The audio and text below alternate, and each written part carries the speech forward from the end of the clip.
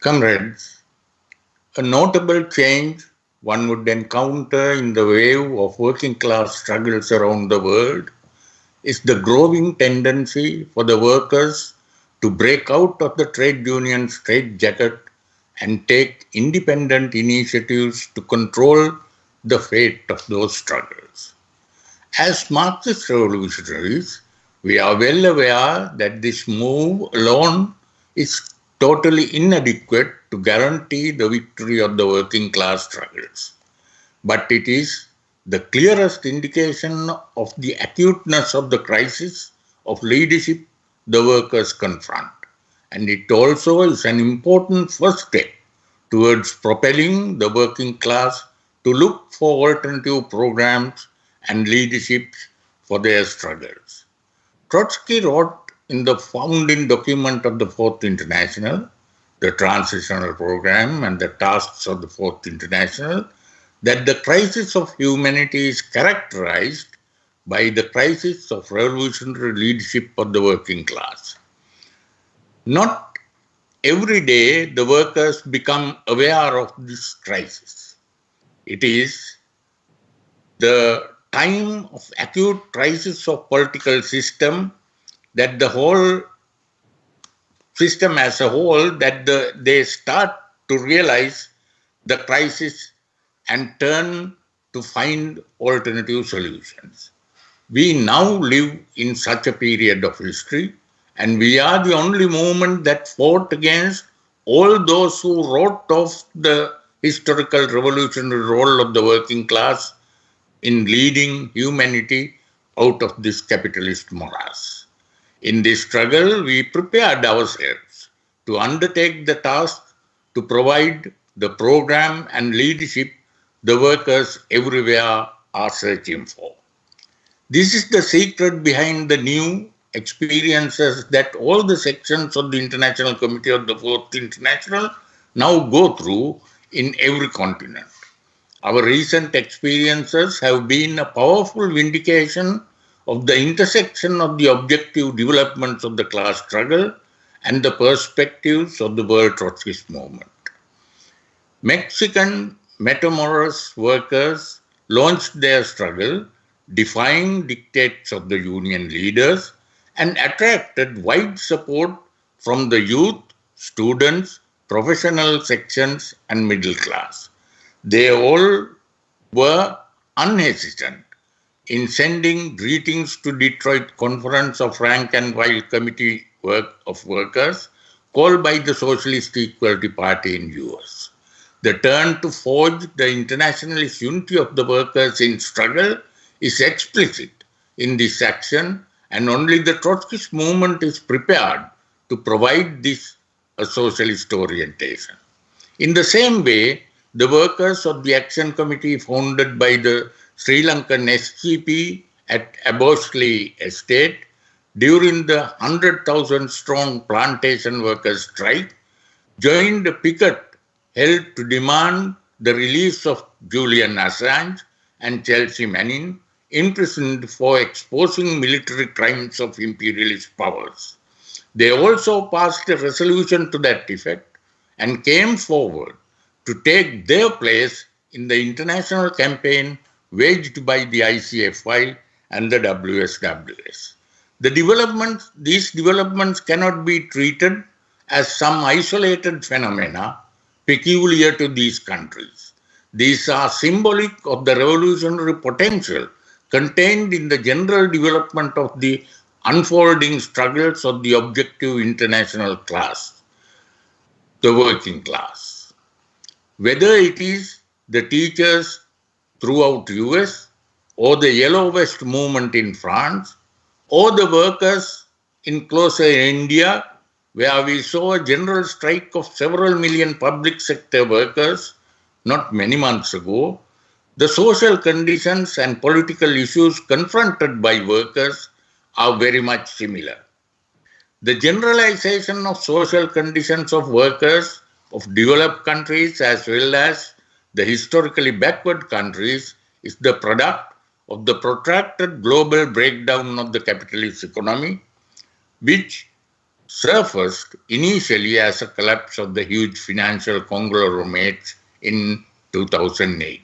This has created unbearable social polarization in every country, even in China, where boasts of unhindered rise of capitalist development under the descendants of the Stalinist bureaucracy are fast fading. It is this global crisis of capitalism that impelled the right-wing turn of the ruling elites. Washington takes the lead among the imperialist powers in preparation for a war at whatever cost to the humanity, to reassert its lost world hegemony.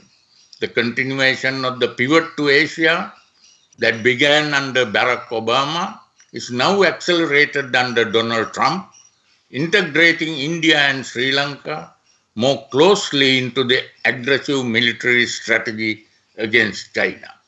Under these conditions, the historic significance of the perspective of the ICFI and the SGP for a union of socialist republics of South Asia has assumed unprecedented relevance today. This situation is clearly exposed in the tragic events that took place 2 weeks ago in Sri Lanka, where more than 250 men, women, and children perished, while no less than 500 got seriously injured. The foremost reason that invited the reactionary terrorist bomb attack to Sri Lanka, organized by the ISIS in collaboration with a small group of Sri Lankan Muslim youth, is the close collaboration of Sirisena Wickremesinghe government with US-led war strategy that already has played the vast destruction of life and social conditions in Middle East. All the evidence surfaced so far indicate that government knew about the terrorist attack well in advance, but did not do anything to prevent it because it calculated that such a provocation to be used to create further divisions among the Sri Lankan workers and the oppressed who are threatening vigorously to fight back. Sri Lankan Defence Secretary Hemmasiri Fernando let the cat out of the bag when he told BBC correspondent that they did not expect attacks to be of this magnitude. Unintentionally though, the statement revealed that government desired the provocation, but a smaller scale. The involvement of ISIS, which faced defeat in the futile adventure against the major powers and was driven out of Syria, made the terrorist attack go beyond the despicable expectations of the ruling elite of Sri Lanka.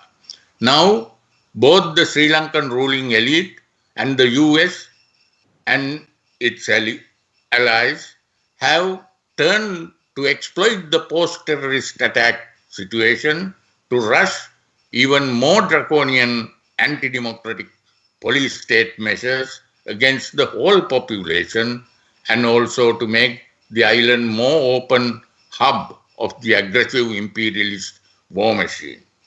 Hordes of FBI and Pentagon officials have already descended in the island to assist the so-called investigations. Old left as well as the new pseudo-left have joined to rally to an all-party conference called by the government to rubber stamp all these repressive measures and to further assist the anti-dictatorship, anti-democratic dictatorial measures of the government. Only the working class on a world scale based on the program of international socialism, which the ICFI fights for, can bring an end to the imperialist war and the fascistic and police state preparations of the ruling classes.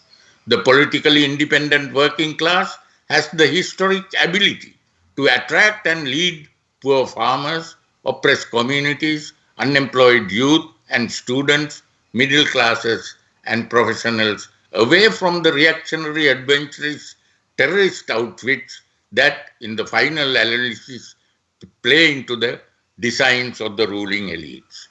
The vital task of mobilizing the working class on this program laid down in the Trotsky's theory of permanent revolution depends on the building of the mass revolutionary parties of the ICFI in every country around the globe. Thank you.